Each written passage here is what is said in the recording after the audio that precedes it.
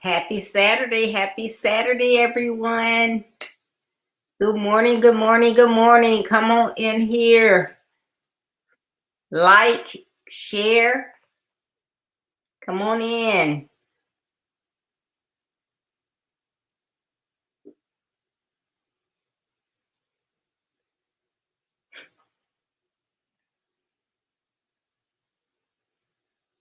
Good morning. Good morning, Peggy. Thank you for tuning in. Come on in, everybody. Like and share. We are still talking about relationships. And we're not talking about significant other relationships. We're talking about friends. Those types, associations, those people that we associate with. So good morning and welcome to Build Your Best Life with Deborah D. Smith. As you know, society brings so many different obstacles to our young people. I mean, lack of education, homelessness, financial issues, single family homes, cyberbullying, low self-esteem. These are just some of the roadblocks that detour our young people. Well, my platform is designed to assist high school age and young adult males as they follow my basic principles in order to build their best lives. You see, I believe it is better to train early rather than to try to fix later. I'm going to say that again. It is better to train early rather than to fix later. So that is one of my principles. So again, those of you who have been following me know. Good morning, Agnes. Thank you for tuning in this morning. I know that this month we're talking about relationships, friends, co-workers, peers, those associations in our life. And we've talked about it before. You know, people can assist you and be on the same level that you are on. Our friends can, you think they're friends, but they're really not. And they're trying to pull you down or take you in a different direction. This morning, my topic is a friend indeed. A friend indeed. And I know a lot of us have heard the adage, a friend in need is a friend indeed. And depending on how you take that, you know, some people have heard it in a negative interpretation of a friend in need is a friend in these, you know, that, you know, if somebody needs something, then they are, oh, they are your friend at that particular time because they need something. But also, you know, I've heard it from the perspective of it's really a good friend. Really a good friend. So that is how I'm looking at it. When I did my research, it says that this phrase is a proverb that means that a true friend always shows up when least expected during the time of need. And they also means that a true friend knows our problems without sharing with us, you know, without us sharing, and helps us without being asked. As an example, as I was reading my Daily Bread, I believe it was yesterday or it might have been Thursday, but it's either Thursday or Friday. The opening dialogue was about, you know, during this pandemic, a lot of businesses were not able to open up. And he talked about this man that had a gym, and that was his only business. That was his livelihood. And of course, you know, during that hot spot that we had last year, a lot of businesses had to close down. And so this a particular guy that owned this gym, he had to close his gym down, and it had been closed for like 3 months. And he was home, and he was just thinking about, he didn't know what he was going to do as far as taking care of his family. And you know, a lot of times when people open up businesses, I don't know how long this one had been open, but when they start out, you know, a lot of their money goes into the business. So apparently, you know, listening to this, I'm going to assume that he didn't have a lot of savings. So he just didn't know what was going to go on with him and his family. So he's just sitting there that day thinking, I don't know what I'm going to do.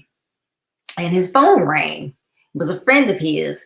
And the friend said, hey, you know, whatever pleasantries they had. And then the friend said, meet me at the gym at 10 o'clock. And he said he thought that that was an unusual request, but, you know, that was his friend. So he's like, well, no, okay. He agreed to meet him at 10. So he gets to the gym at 10 o'clock, and it says that the parking lot was just empty. And he, you know, sat there, and then all of a sudden a car drove up, and the person in the car drove up to the curb, and they got out and put a basket in front of the business.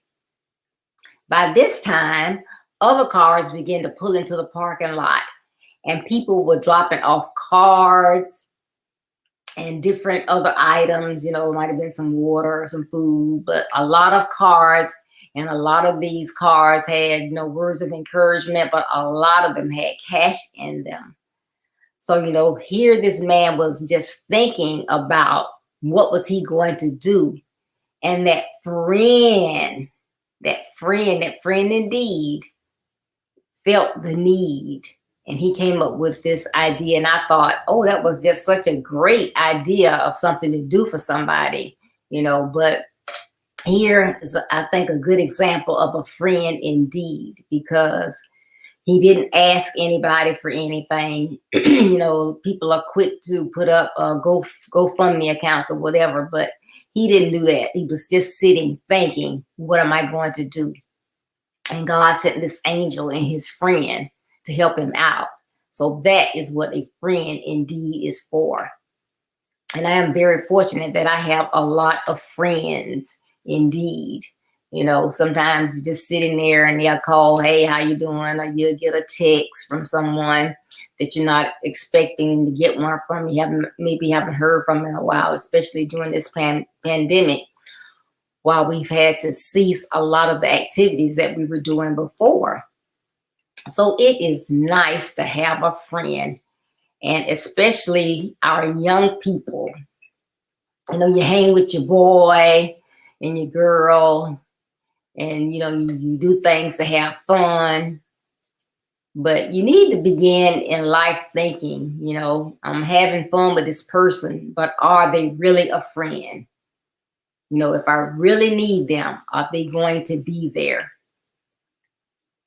And, you know, I hope this is not asking too much of our young people, but it is a time in our lives when we have to get serious about things, because we have a lot of things going on in the world.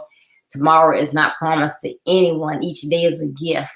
So I don't think it is, you know, too soon to say everybody that's in my space is not a friend. Who is really a friend? A friend indeed. This lady's talking about a friend indeed. Somebody that's going to be there for me when I'm in need.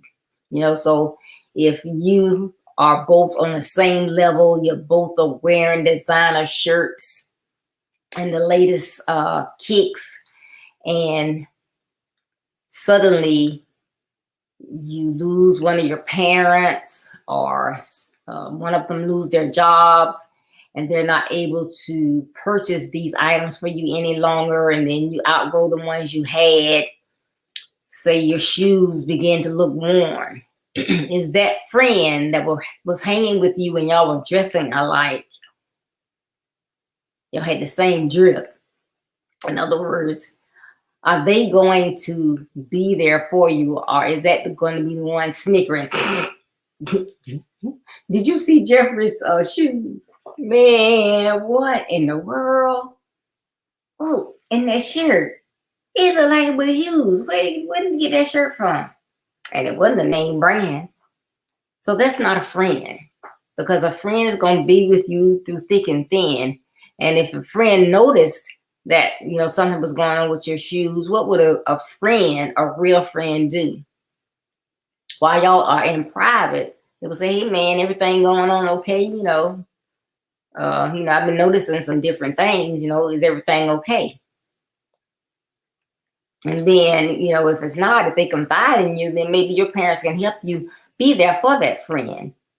But a friend does not turn their back on a friend in times when they are needed the most.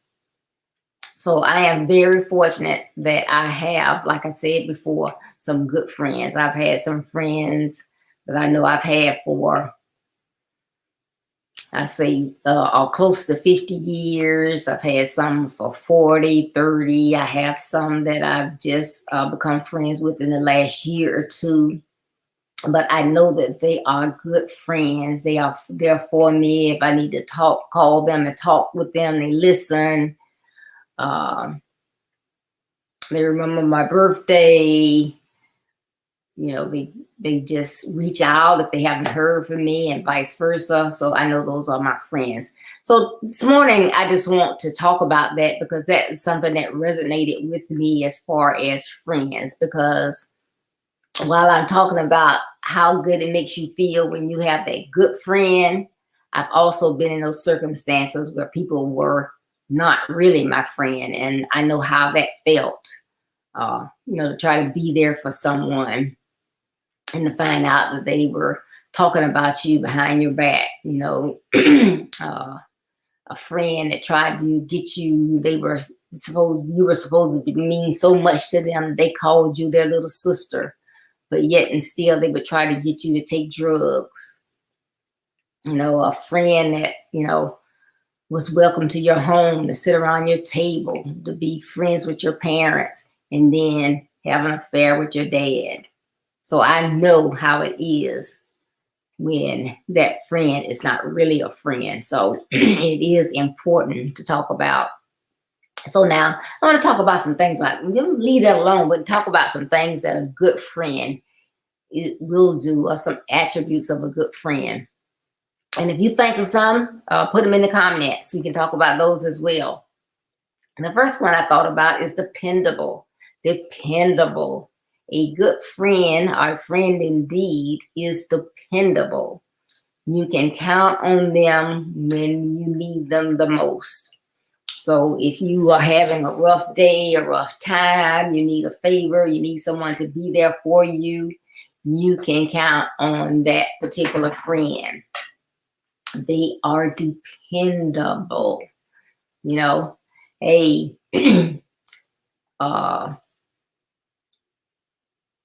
let's do lunch Saturday.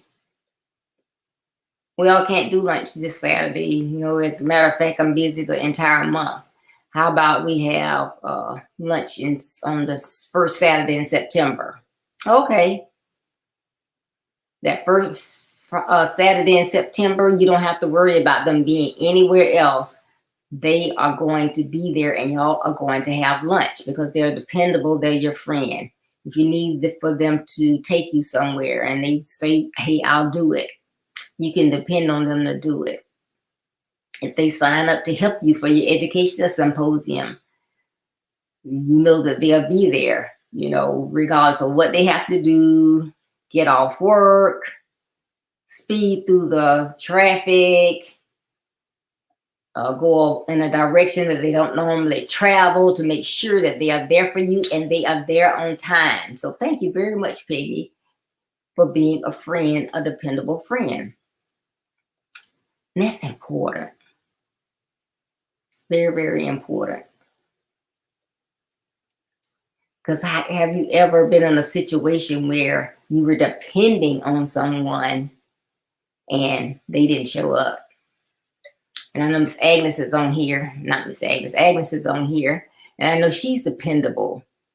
She is one of those quiet people. She's always doing something for someone, helping them out, whether it's giving them a ride somewhere or uh, putting $5 in their hand or whatever. But you never hear her say anything about it. You may slip and see her doing something, or she may say something about, something in passing, but she is there to do things for people to help them out. And it's not that she has all this time on her hand because she has 2 little busy granddaughters. However, she takes time for her friends. She's dependable. So just think about that and write that down. I'm going to try to be more dependable. Young people, write that down, dependable. I'm going to look for friends that I can depend on. If my car won't start and I need to get to school, will they come by and pick me up, even if it's going to make them 5 minutes late? Will my friend come and make sure that I get to school as well? Are they going to say, oh, just miss a day? So think about that and write that down. Another good attribute that a friend indeed has is they are a good listener.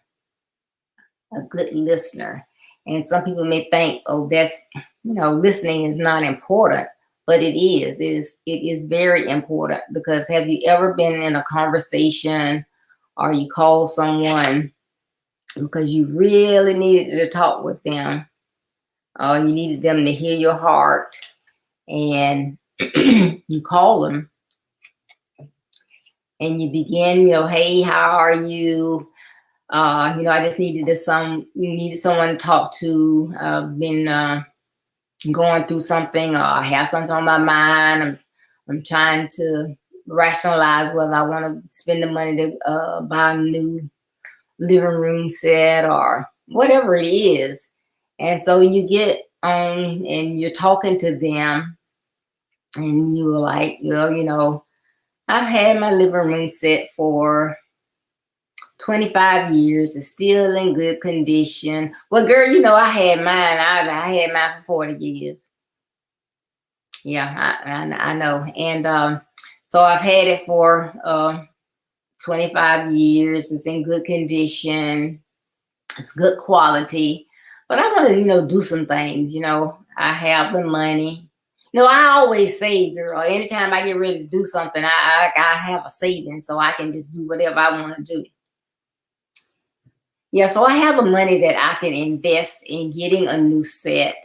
But, I know that there's so many people in need that don't have, nice furniture, and here I am. I have nice furniture, nothing's wrong with it.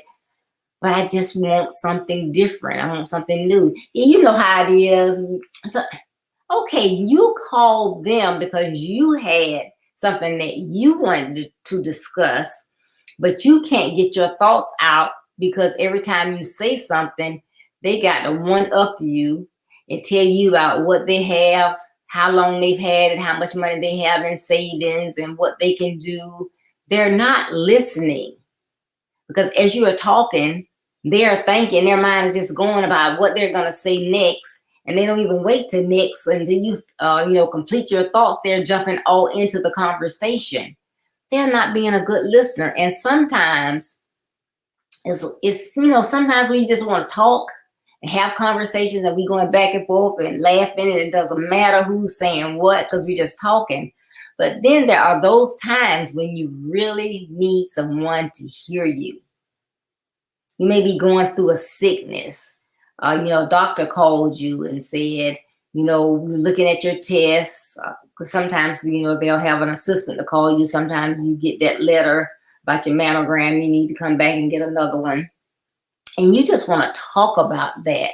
You want somebody to listen, to hear how you feel, how it makes you afraid, how you know that God has you, but you're still afraid, and you just wanted to talk with someone that, is going to get you back in that lane of just, relying on God. So you want them to listen, but they are all about themselves. They're not listening. They're just talking. So is that really one of your friends?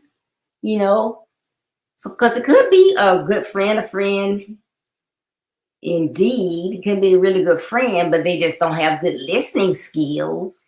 But there is something to think about. Or are you such good friends that you can say, hey, come on now.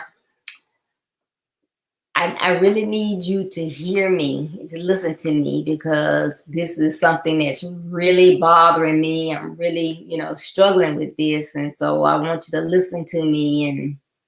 And, so it's not like, if somebody calls me and say, oh, I got a letter and I got to go and have another mammogram. And, this is really frightening to me because my mom had cancer. And for me to say, oh, child, that happened to me. And, if I hadn't, if I had got my mammogram when I was supposed to, they probably would have, it probably wouldn't have been there because it was so small when I went that it might have been worse. And no telling what stage I would have had. And you didn't call me. They didn't call me for that. If they say, I know you went through that, after they say whatever they have to say, and they say, well, I know you went through something, and I don't know what your circumstances was, how did you feel? What process did you take? Then it's time for you to give them some feedback of what you went through. But otherwise, you need to listen. You need to honestly hear how they are feeling in that moment. And when they finish, do you want me to pray with you? Can we pray? Then you pray about it. And not unless they really, ask you for input or whatever, you got to go along this story of what happened to you, because it may, scare them even more. So you have to be careful with the information that you give. So just think about that and jot that down, young people, because you may have a situation where you are being abused and you're thinking about who you need to go to, and you need them to listen, and they, what? Man, I will kill that so-and-so. That's not what you need from them.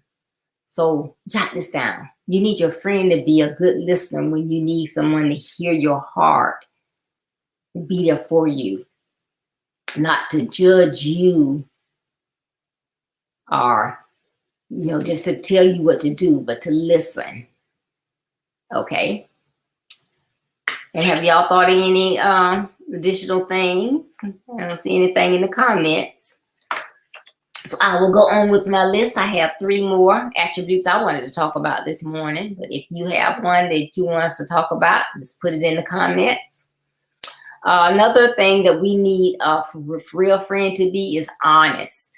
Honest, and that is both sides of honesty, because you have honesty where you need them.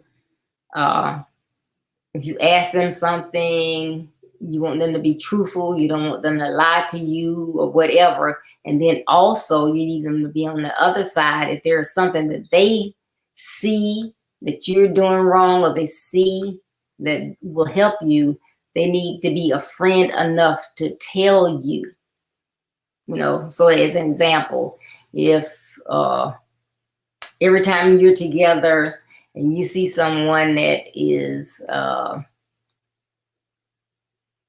short, so I'll say short. Someone that's extremely short. And every time you see someone that's short, you be like, oh, a little bit more, they would have been a midget. Ah, ha, ha. It's just funny.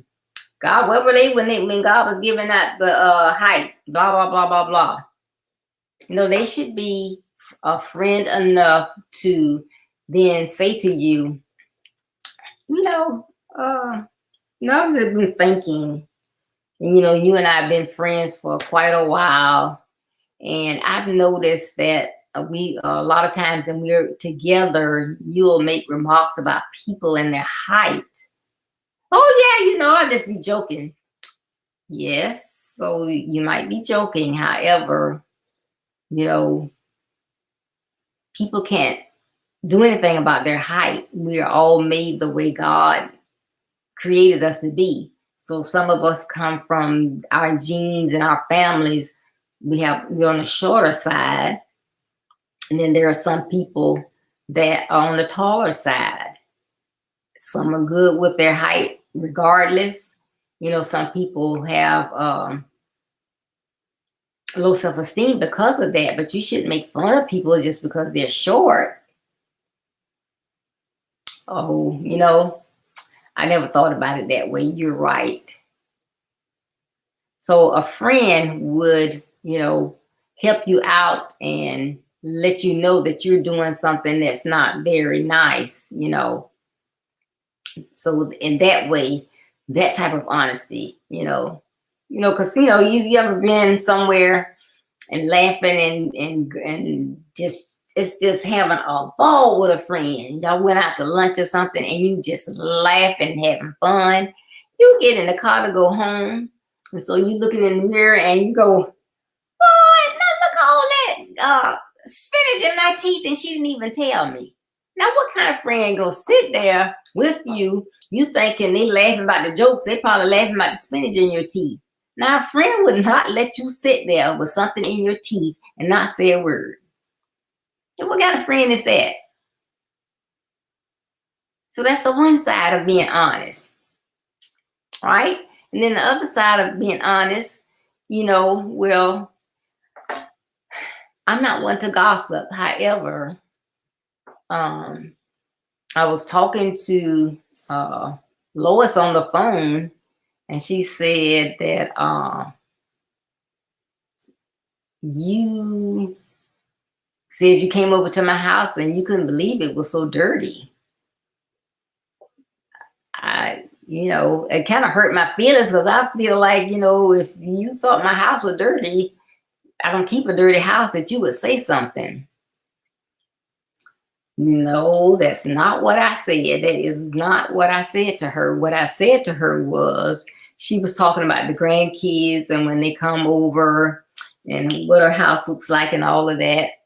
And I said to her, well, when I go over Deborah's house, she had grandkids, but I barely can't tell when they've been there because I've been there sometimes. And she said they just left and you might see a couple toys or whatever, but nothing major. And she says like she gets them to pick up their own toys. But I didn't say your house was dirty or messy. But see, because my friend's going to tell me exactly what they said, but see, someone else took it and added some, what the older people would call yeast to it and made it more, So then, if we weren't friends, then I would be mad at my friend. I'm just going to say Peggy because she won't mind. So if it was Peggy and I'm having this conversation with her, if we weren't really good friends, I would have just been mad at her, stop talking to her, stop calling, whatever. And she called and I would be real cold on the conversations and she'd wonder, well, what's going on, not knowing. But we're friends. And so I asked her, this was said to me because we're friends. And I know she's going to be honest, whether she did it or not. She's going to say, well, yeah, I did. But, I can have that conversation with my friend and know that my friend is going to be honest. So young men and young ladies, that's the type of friend that you want to have. One that's going to be honest on both of those ends. If something they need to tell you, you're skipping school all the time. You started experimenting with is vaping. Man, don't do that. That's just going to lead to other things. Don't do that. It's not good for you. It doesn't make you look cool or whatever. Hey, let's just leave all that stuff alone. All that tobacco, all that stuff that is not good for the body. I'm telling you this as a friend. Just let it go. That's what a friend would do. Good morning, Dan. Thank you for tuning in. So, young people, you're young and you're out to have fun, and well, this might not be my friend for long or whatever, but being young and having friends, I know that those type of friendships are just as important as they are to us older, seasoned people now.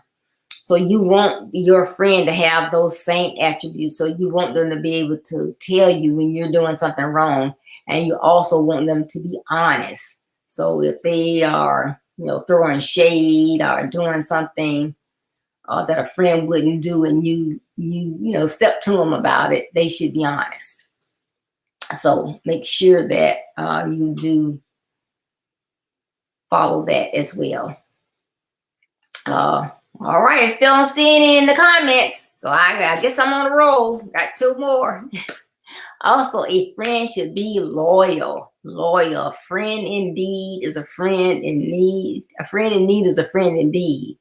So a friend should be loyal. You should always be able to count on them. And when I say loyal, I don't mean because Peggy is my friend that I can't be friends with Agnes, or I can't be friends with Carol or Linda, because then I'm not loyal to her. You can have more than one friend. There are different levels of friendship. You can have lots of friends that are this type of friend that I'm talking about today. That's wonderful. And because I have more than one friend like that. So it is a great thing to have. Good morning, Tamika. I see my daughter-in-law is on here. I know she has friends that are loyal friends. They are good, close friends with her. And I know she has more than one. So don't think I can only have one best friend. I can only have one loyal friend. No, you can have more than one. Because just think about it. If you only had one and something happened to that one, you would be devastated. But a loyal friend, again, is someone that's going to be there for you. They're going to be like, someone that's dependable. But they are not going to be one that, is throwing shade or stabbing you in the back or doing things that would negatively impact you.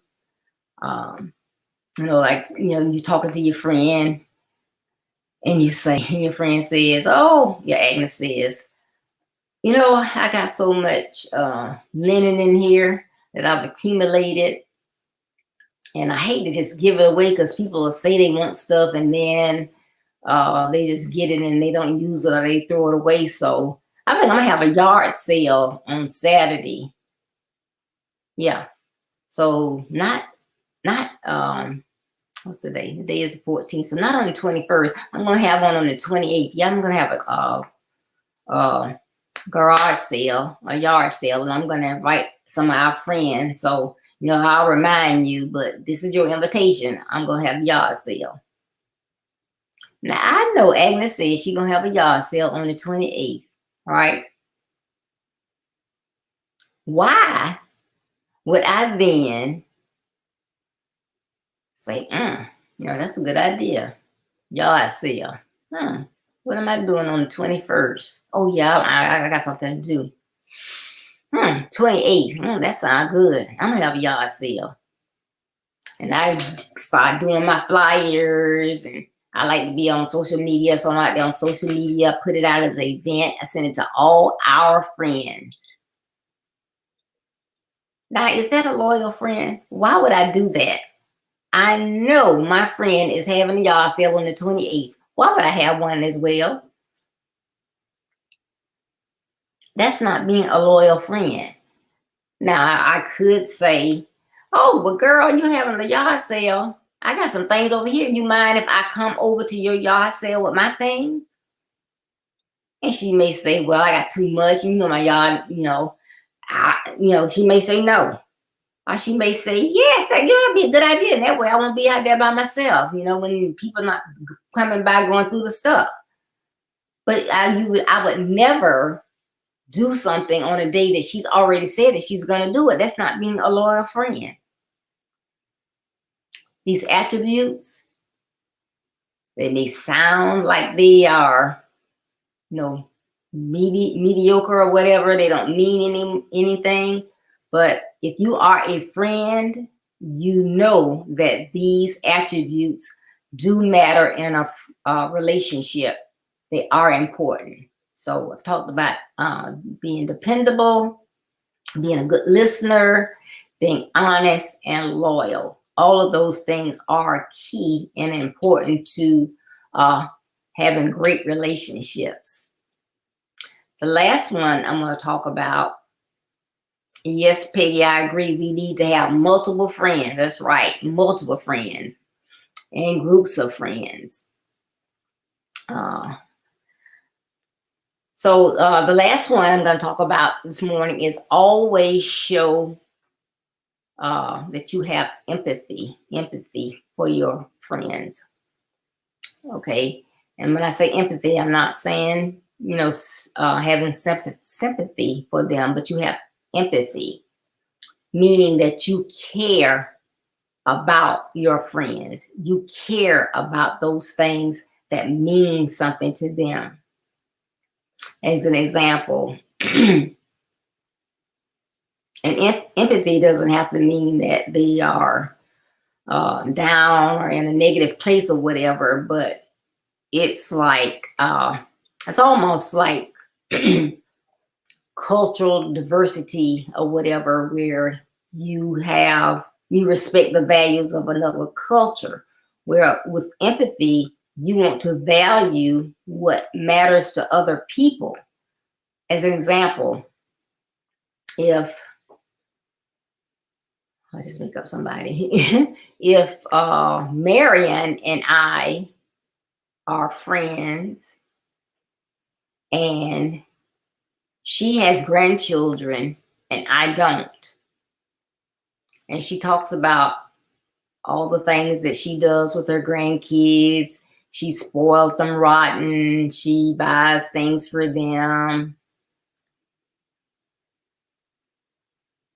I shouldn't say, girl, why you spend all your money on your grandkids? You should be saving that money. You probably need that money when you later on, when you retire or something. Add it to your savings. I wouldn't be spending all my money on my grandkids.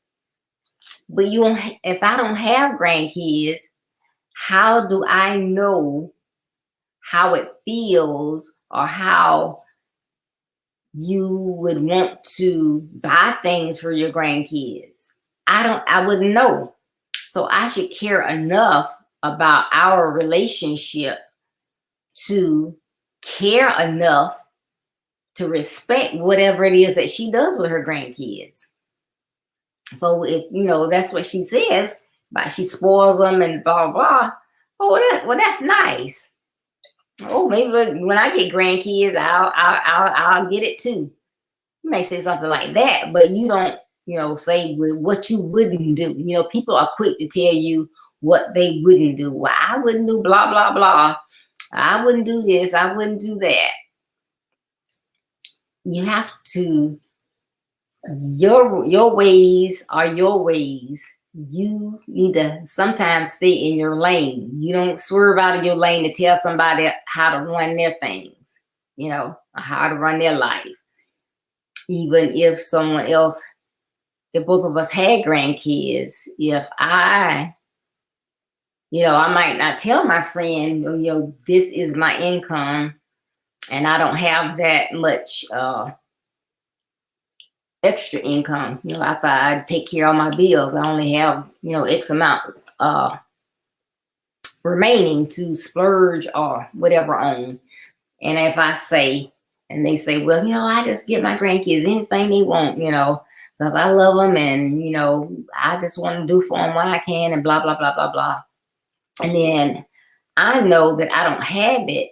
And I'll say, well, one day I'm going to get there. But, right now I don't have like a surplus. So, I try to make sure that I spend time with them and we do little activities. I may take them somewhere where we can, like to the zoos, we can look at the animals, or I might bring them to the house so we can do activities together, make things or whatever. But she should have empathy for me and I should have empathy for her. So we should care and respect what each of us think is acceptable to do with our grandkids. Those are our grandkids. So we can do what we want to do. So as long as the parents don't get on to us, we're good. But, you know, a lot of times with friends, and you might have a friend and you're like, you know what? I haven't heard from her in so long. All of a sudden, she stopped talking to me. Wonder why? Think back. Was it a circumstance? And it didn't have to be grandkids. It could have been anything. But was it something that that friend had a certain opinion about, and you had a different opinion, and you made it sound like your opinion was the right one, and you didn't care enough about the relationship to have empathy for theirs? You know, you can disagree with someone without having conflict. You know, like some people believe in abortion and some don't. Because you're my friend and we on different sides, that doesn't mean we can't be friends or we can't discuss it. If we can't discuss it and have a cordial conversation, then we don't need to discuss it. But otherwise, I should be able to say why I feel the way I feel. You should be able to be truthful and say how you feel, and we should be okay with each other's opinions because those are our opinions. So another great attribute to have is to show empathy. Good morning, Linda. Thank you for tuning in. I think empathy is one that we overlook a lot of times because people are all about self. And so we tend to think that what we think, what we say is right, and what other people say and do, you know, we might tolerate, but, you know, I don't know why they say that. They, you know, they're just always wrong. Not necessarily. You both can be right, even though you have different thoughts. But don't lose a friend or mismanage the friendship because you don't emphasize with that person enough to value what means a lot to them or what they believe in. So remember, if this gets confusing, just put it in the perspective of if it was culture, and because someone else is of a different culture, you have to live your culture and your beliefs, but you also need to respect the other person's culture and why they believe what they believe. Neither is wrong. It's your culture. So what you want to do in life, how you want to live, how you want to save, how you want to do whatever is what you believe, and you do it for a reason. And your friends are okay with that. They're going to have empathy and value you for who you are. So I just thought that this was so good to talk about today, a friend indeed, because again, when we need a friend, we need a friend. We don't need someone that's not going to listen. We don't need anyone that's going to lie to us. We don't need anyone that we can't depend on. We don't need anyone that's not going to care and value what we think. We need someone that's what? Who can tell me in the thread? Who can tell me? One of the attributes that I talked about this morning. I talked about 5. We're going to do a speed. Who can tell me one of the attributes? Come on, Peggy. Come on, Agnes. Come on, Tiki. Well, it's one of the attributes I talked about. Come on, don't let me down. Don't let me down. Don't let me down. No. Oh, very good, Peggy. Thank you. Dependable. Be dependable. Yes, that was the very first one I talked about, being dependable. And then I talked about being a good listener. We need people to listen to us when we need to talk. We need to get something off our chest. We need to think something through. We need that friend to listen, not try to out-talk us. And the next one was to be honest. And honest, I said it was 2 types of honest, being honest. One, you want them to always be truthful to you.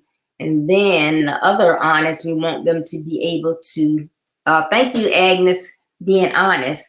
Yes, to be able to tell us if it's something that we need to know, if it's something that we're doing that's negative or we shouldn't be saying or doing, or got something in our teeth or something going on, or you got on a dress and it's all the way up your butt and it's like, hey friend, now you shouldn't have that on. Right. All right, thank you, Peggy. Got another one out there, empathy. Yes, we talked about empathy. That was another one. So y'all were listening. I'm so happy. So yes, I think that these were all good attributes. There are many, many more, but these are the 5 that I picked out this morning to talk about to help us with our relationships. And going back, I said, I believe in training early. So I hope that we had some young people on here.